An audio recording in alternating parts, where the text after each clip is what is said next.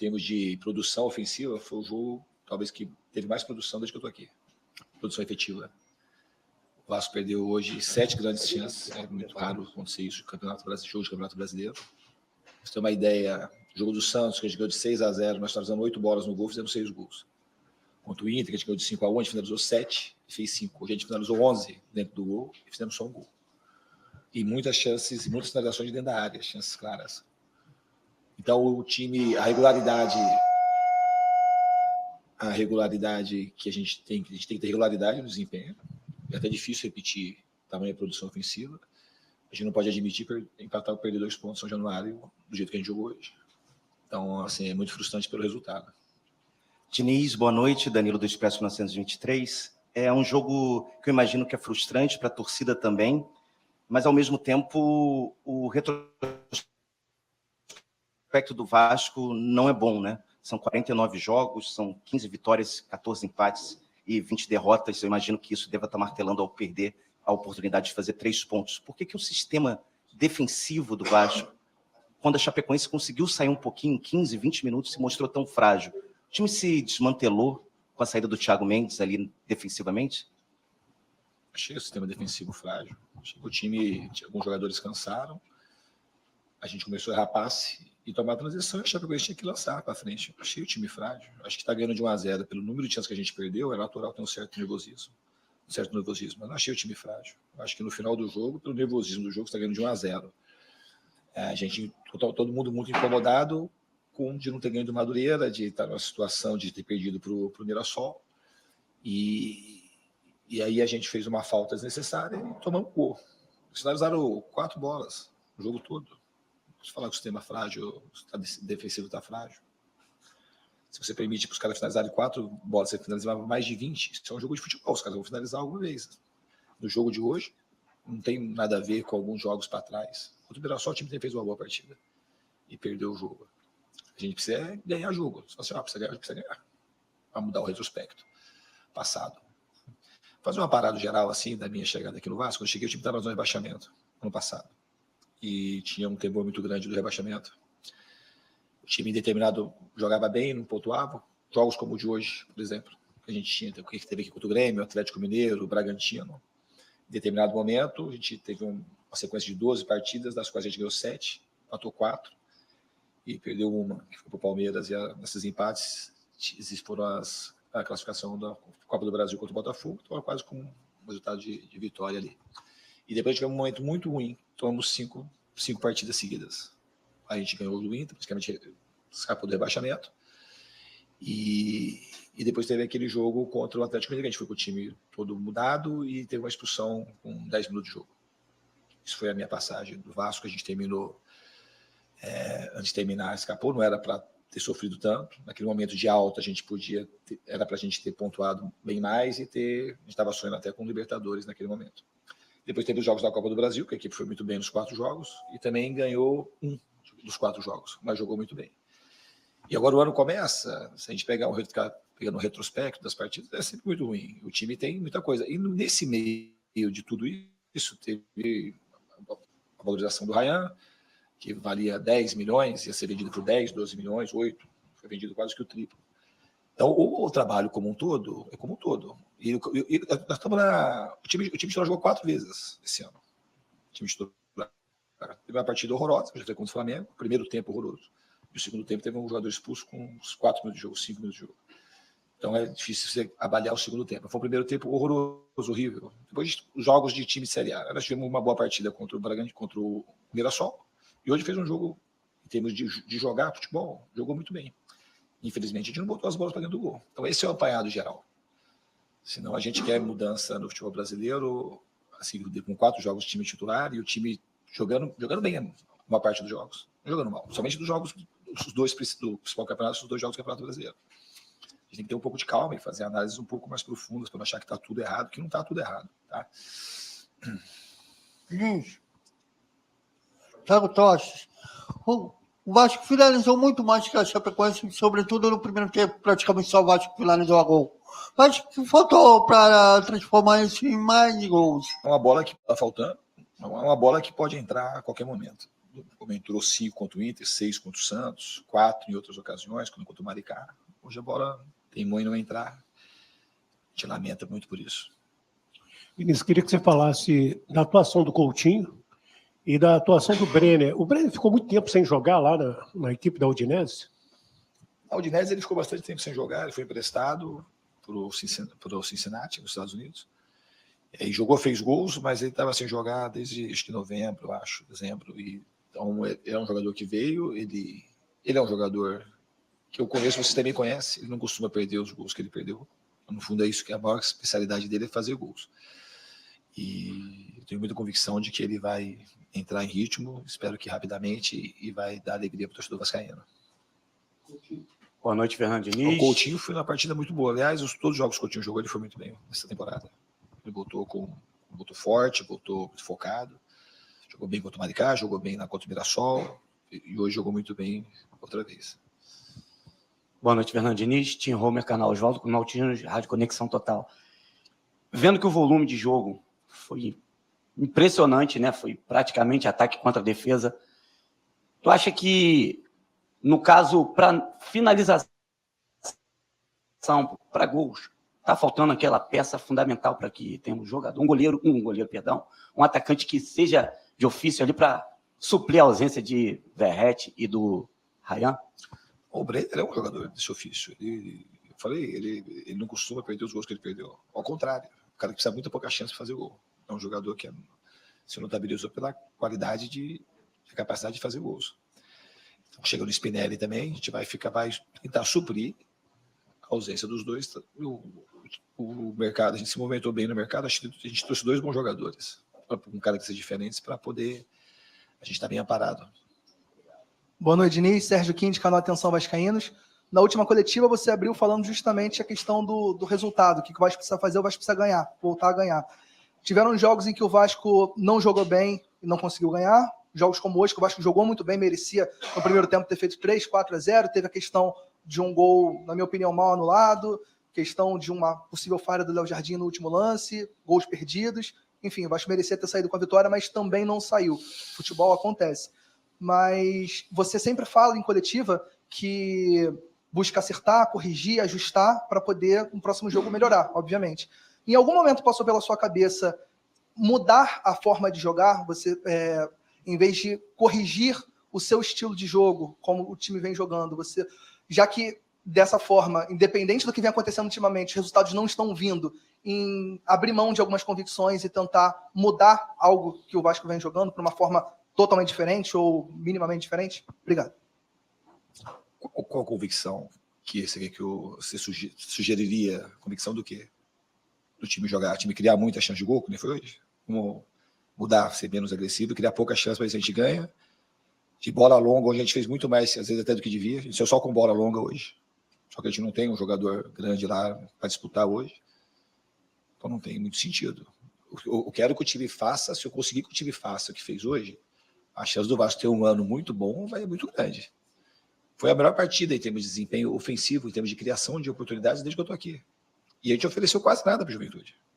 No final, assim, teve um certo nervosismo, o time ficou, às vezes não sabia se esperava, se continuava pressionando muito alto, e alguns jogadores cansaram.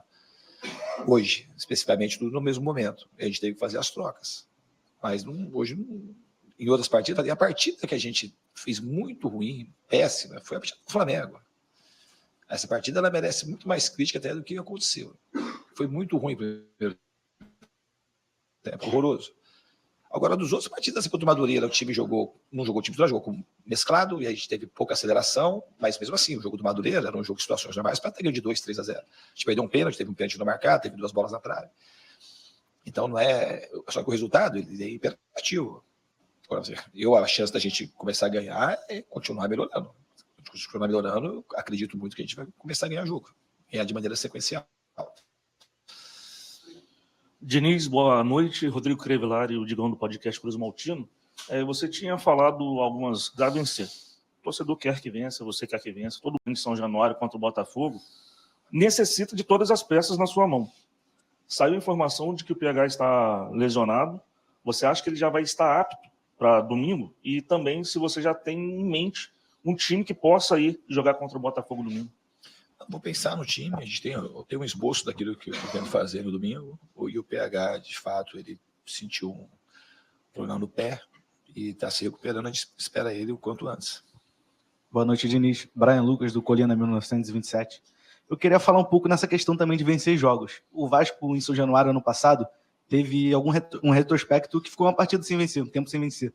E na partida de hoje, enquanto o Vasco vencia a partida, a gente viu o Vasco trocar com a equipe da Chapecoense em alguns momentos, depois ainda da entrada do Nestrosa, do Marino, né, no caso agora.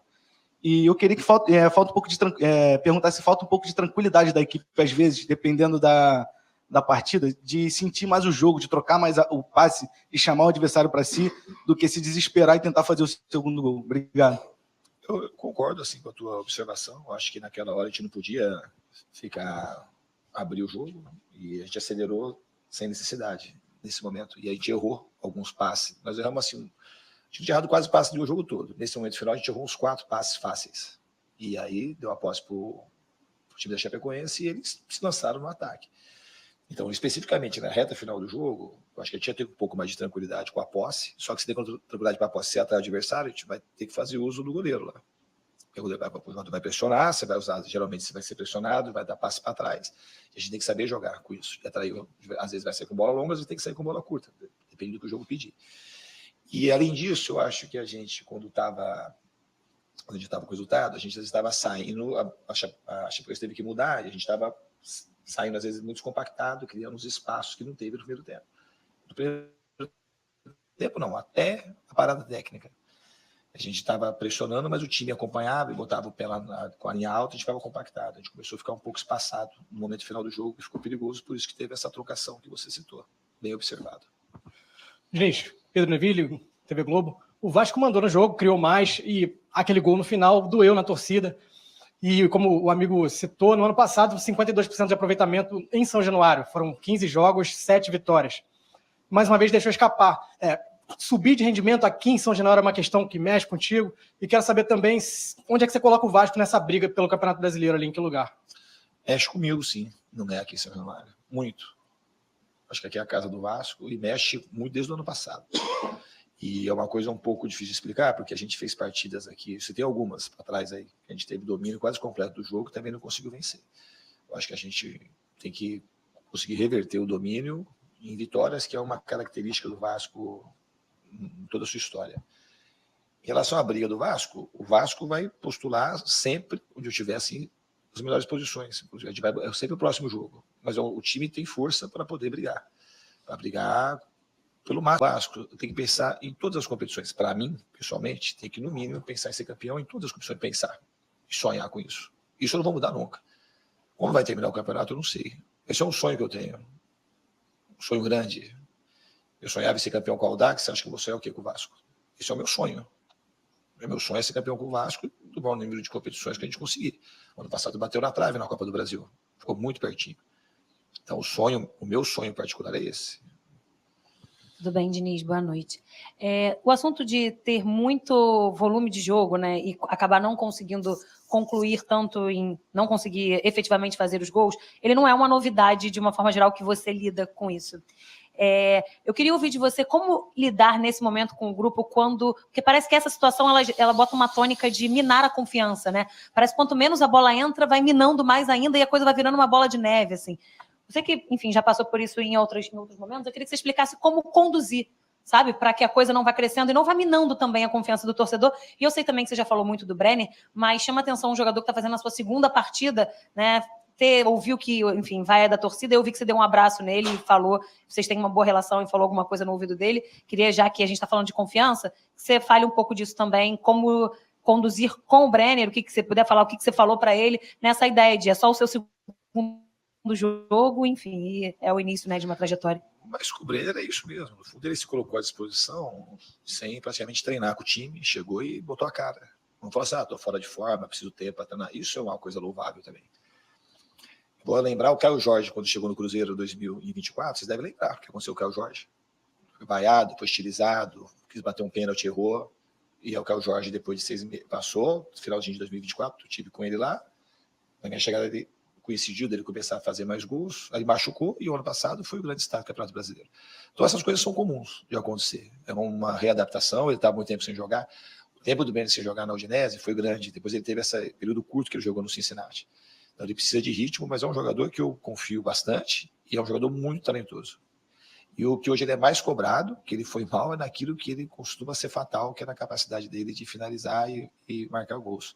Em relação à confiança, eu acho que o time mostrou muita confiança hoje para jogar e para criar.